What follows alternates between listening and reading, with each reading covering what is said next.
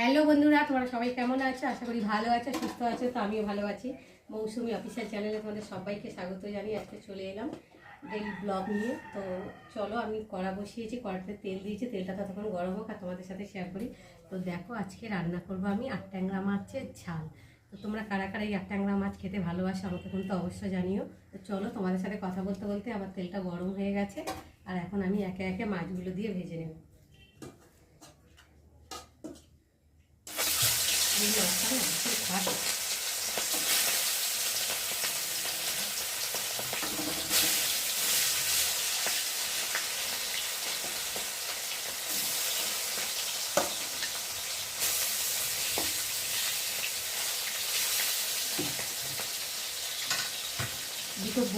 দুটো মাছ নিয়েছি, এরকম বড় বড় দুটো, 1 কিলো হয়ে গেছে, মানে 500 হয়ে গেছে মাছগুলো।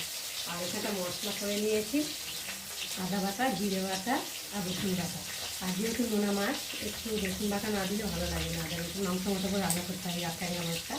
আর এখানে পেঁয়াজ কুচিয়ে নিয়েছি দুটো, আর এই যে টমেটো কুচিয়ে নিয়ে এসেছি, এই যে, আর ধনে পাতা, কাঁচা লঙ্কা, আর এই যে আলু কেটে নিয়েছি। মাছটি দিয়ে ঝাল হবে।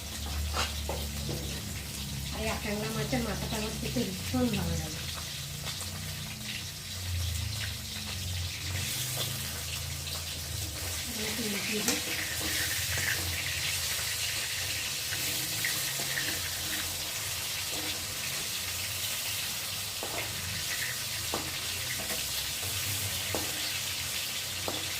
এই মাছটা তো শুধু মানে টমেটো পেঁয়াজে ঝাল করলে ভালো লাগে, আলু না দিলে। তো আমার মেয়ে আবার আলু খাবে, তার জন্য এর জন্য আলু দিলাম দুটো। তো দেখো বন্ধুরা, মাছগুলো ভাজা হয়ে গেছে, আর এখন আমি একে একে মাছগুলোকে তুলে নিই।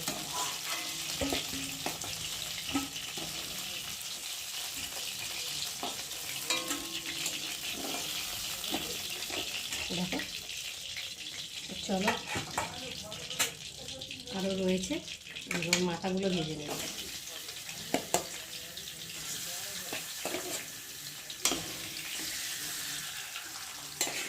চারটে মাথা।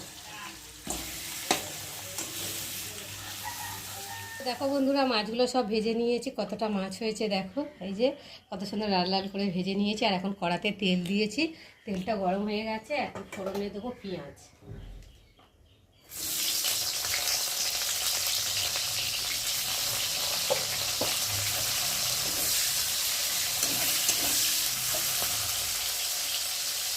দেবো কটা কাঁচা লঙ্কা।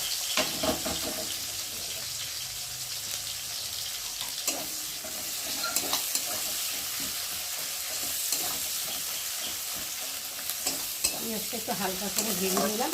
এখন দিয়ে দেবো কেটে রাখা আলুগুলো।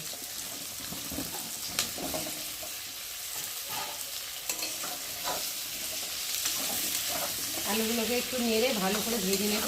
আলু যত ভেজে নেবে তরকারি তত টেস্ট লাগবে। চলো, পেঁয়াজের সাথে আলুটা ভাজা ভাজা হয়ে যাবে। তো দেখো বন্ধুরা, আলুগুলো একটু ভাজা ভাজা হয়ে গেছে, লাল লাল করে ভেজে নিয়েছি।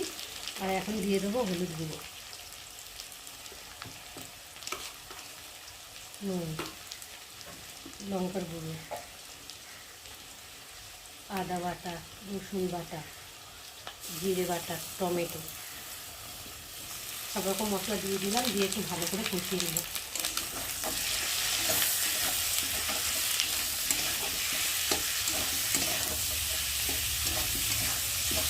যতক্ষণ না রসুনের গন্ধটা যাবে ততক্ষণ কষিয়ে নেব। তো বন্ধুরা, মশলা ভালোভাবে কষিয়ে নিয়েছে, আর মশলা থেকে তেলও ছেড়ে দিয়েছে, আর মশলা ভাজা একটা সুন্দর গন্ধও বেরিয়েছে। তো একটু ভালো করে নেড়ে ছেড়ে আর আমি এখন জল দিয়ে দেবো।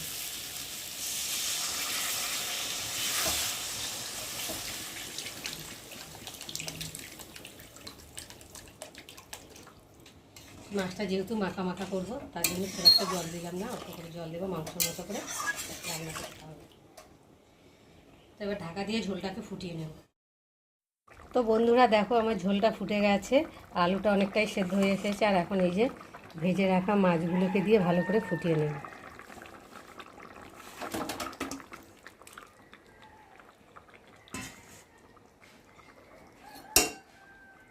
দিয়ে একটু নেড়ে দেব।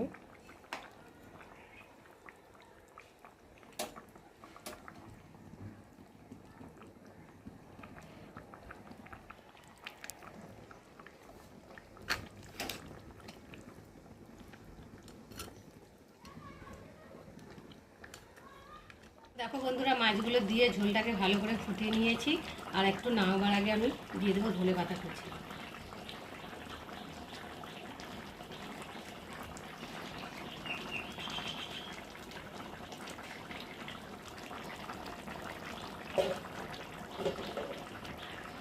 দিয়ে আর ঢাকা দিয়ে দেবো। ধনেপাতা দেওয়ার পরে উপর থেকে গরম মশলা দিয়ে দেবো।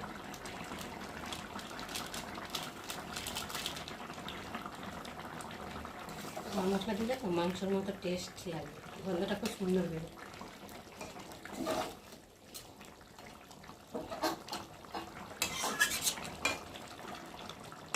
তো দেখো বন্ধুরা, গরম মশলা ধনে পাতা দিয়ে একটু ফুটে নিয়েছি। আর দেখো ঝোলটা শুকিয়ে গেছে, বেশ মাখা, দেখো কত সুন্দর মাখো মাখো মতো হয়েছে। আর এবার আমি নামিয়ে নেব। তো বন্ধুরা, আজকে আমার 8 ট্যাংরা মাছের রেসিপি কেমন লাগলো তোমরা কিন্তু অবশ্যই কমেন্ট করবে। আর ভালো লাগলে লাইক কমেন্ট শেয়ার করো।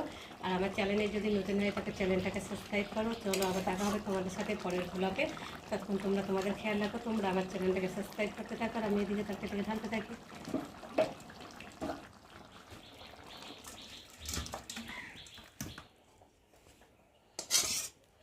আহ, কি সুন্দর একটা গন্ধ বেরিয়েছে।